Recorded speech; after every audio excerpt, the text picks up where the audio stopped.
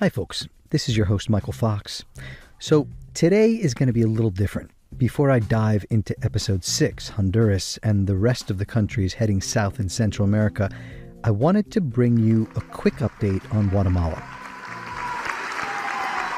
The country's new president, Bernardo Arévalo, was inaugurated earlier this month on January 14th, but it did not come off without a hitch. Outgoing opposition lawmakers did their best to try to stymie the swearing-in of Arévalo and some of his party members. Arévalo's supporters rallied in Guatemala City. Political scientist Jo-Marie Burt was there. We'll hear from her in a minute.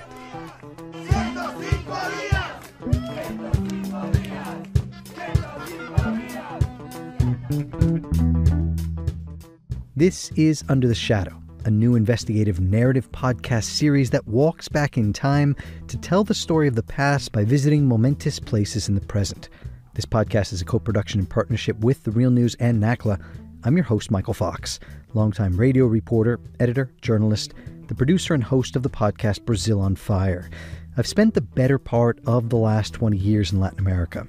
I've seen firsthand the role of the U.S. government abroad, and most often, sadly, it is not for the better. Invasions, coups, sanctions, support for authoritarian regimes. Politically and economically, the United States has cast a long shadow over Latin America for the past 200 years.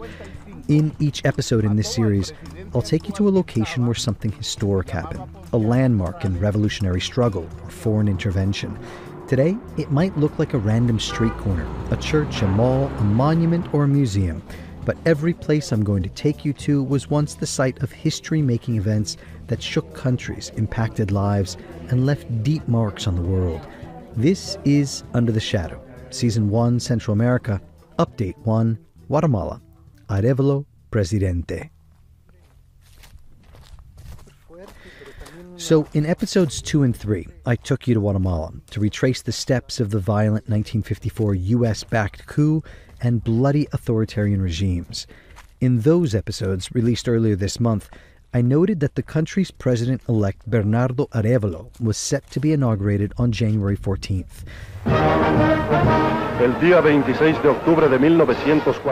Remember, he's the son of Guatemala's first democratic leader, Juan José Arévalo, who ushered in the Guatemalan Spring.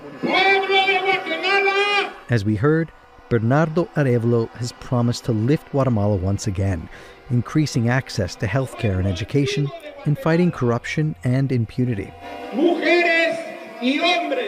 He carries with him a lot of hope. But even after winning the election, he faced constant legal maneuvers, led by the Attorney General, that aimed to overturn the results and block his inauguration. For months, an indigenous-led movement has been demanding the Attorney General's resignation.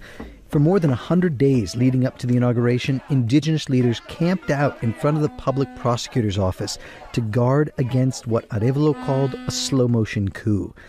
Even though the country's top court ordered Congress to respect the vote and allow the new president to be sworn in, there was still a lot of uncertainty. And so on Sunday, January 14th, thousands of Arévalo supporters took to the streets of Guatemala City for the inauguration. Conservatives in Congress, however, had their own plans. In a last-ditch effort to grab power for establishment forces, Arévalo's opponents repeatedly delayed the day's events, pushing back the inauguration ceremony by several hours. The feeling that I got being on the ground in Guatemala City the day of the inauguration was that everyone thought it was a little bit of a miracle that we had finally reached this moment where finally Arévalo was going to be inaugurated, given all the multiple attempts by the ruling elites and their allies to prevent him from taking power. That is political scientist and former NACLA editor Jo-Marie Burt. We heard from her extensively in episode 3 about 1980s Guatemala. On January 14th, she was on the ground in Guatemala City.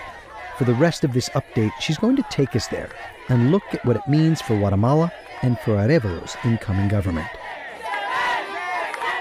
And then, of course, as the day wore on, it became obvious that they had not given up, that they had a whole bunch of other tricks up their sleeve, and people were getting very impatient. I think there was a little bit of a tension, and I was initially in front of the main plaza where Arévalo was supposed to come after he was inaugurated he was supposed to be inaugurated at 4 p.m.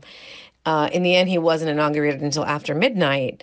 And when people realized that the Congress, the outgoing deputies had set up this commission and were trying to prevent the newly elected deputies, especially from Arévalo's party, the Semilla party, from being inaugurated as as members of Congress, the indigenous authorities, who were really, without a doubt, the leaders of the resistance movement, said, okay, a group of us are going to go down to the Congress and we're going to protest in front of the Congress. It's going to be a nonviolent protest. And off a group went. And me and my friends went with that group.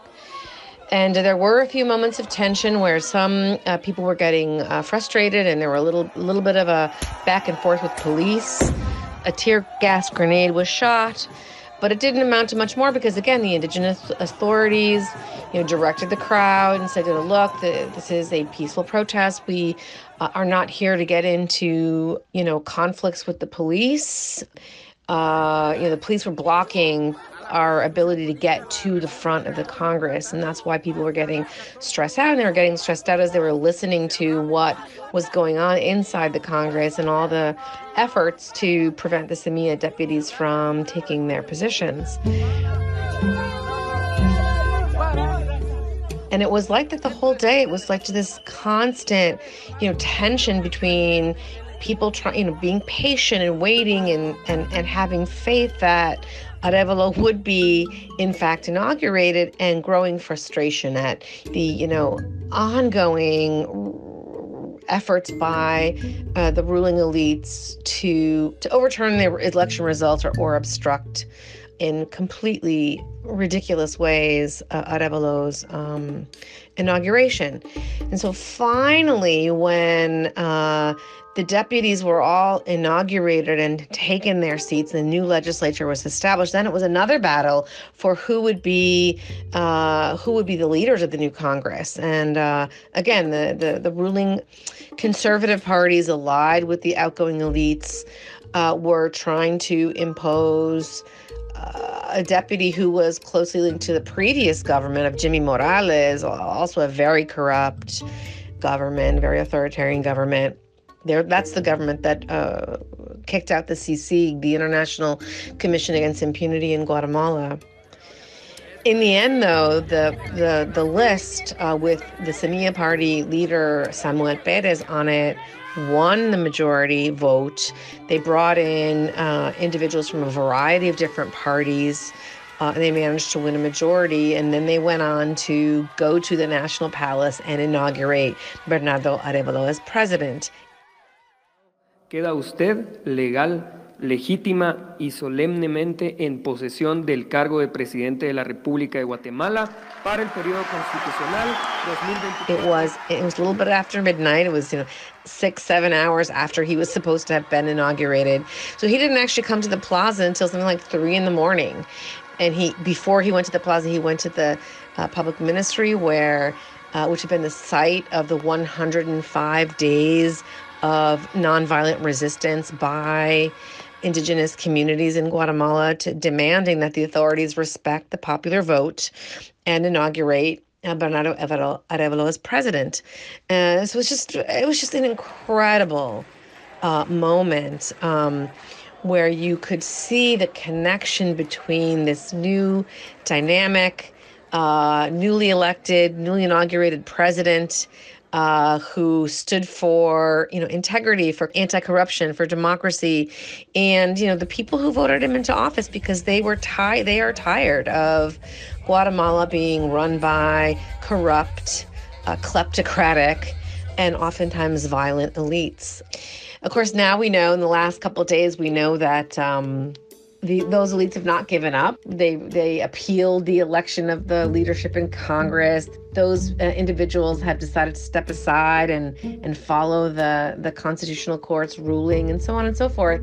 So it's going to be an ongoing battle for this new government to take office, to establish itself, to develop a coherent plan to tackle some of Guatemala's biggest problems, which are clearly anti-corruption and rule of law, judicial independence, but also poverty, unemployment.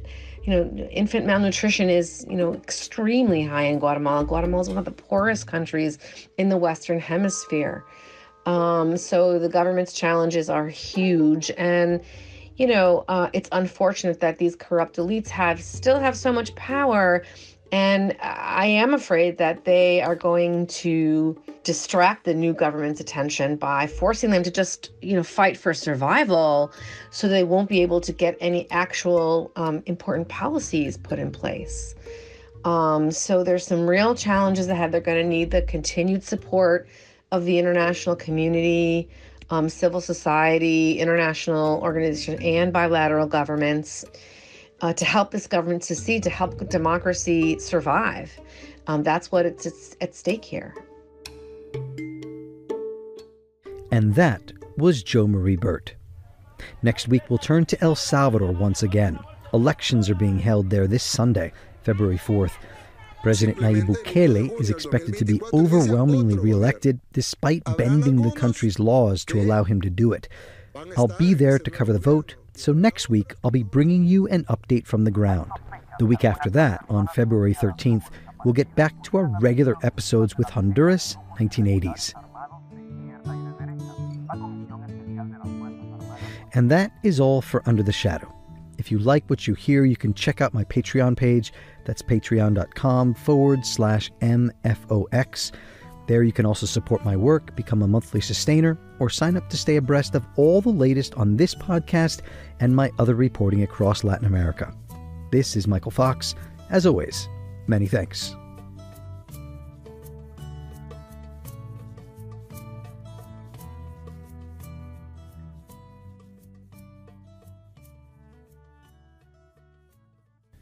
Thank you so much for watching The Real News Network, where we lift up the voices, stories, and struggles that you care about most. And we need your help to keep doing this work, so please tap your screen now, subscribe, and donate to The Real News Network. Solidarity forever.